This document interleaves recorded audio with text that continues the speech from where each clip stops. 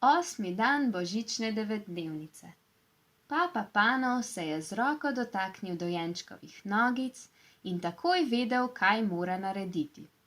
Odhitel je proti polici, na kateri je bila škatla s čeveljčki. Dojenčka in škatlo s čevlji je izročil mamici. Obula mu je čevlje in olajšano pogledala papa Panova.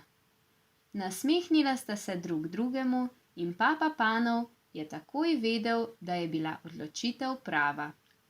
Jezus verjetno tudi ne bo jezen, če bo za darilo dobil kaj drugega, si je mislil. Mamica je bila izjemno hvaležna, dojenček pa se je glasno smehljal, saj ga v nogice končno ni več zeblo. Ko sta se poslavljala, je mlada mamica rekla: Tako zelo ste bili prijazni z nama. Želim si, da bi se vam uresničile vse želje. Papa Panov se je ponovno spomnil na Jezusovo obljubo. Začel se je spraševati, če se bo njegova velika želja sploh uresničila. Zaskrbelo ga je, da je svojega posebnega obiskovalca zamudil. Spet je stopil k oknu in zaskrbljeno pregledoval dogajanje pred hišo. Tokrat je bil v vasici cel živ žav. Zunaj je bilo ogromno ljudi, ampak vse je poznal. Zagotovo je vedel, da nihče od njih ni Jezus. Sosedje so se mu prijazno nasmihali, mu mahali in želeli lepih praznikov.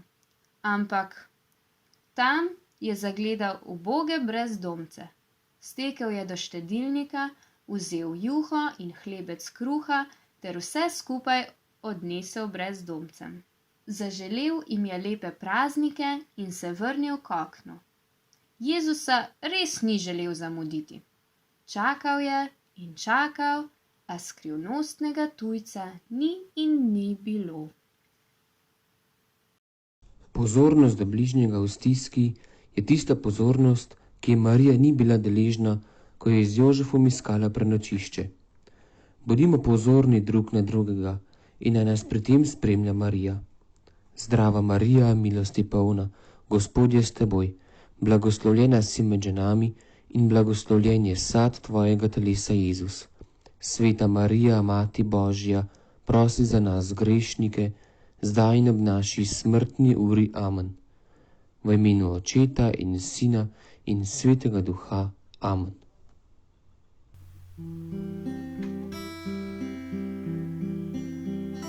Poslušajte vsi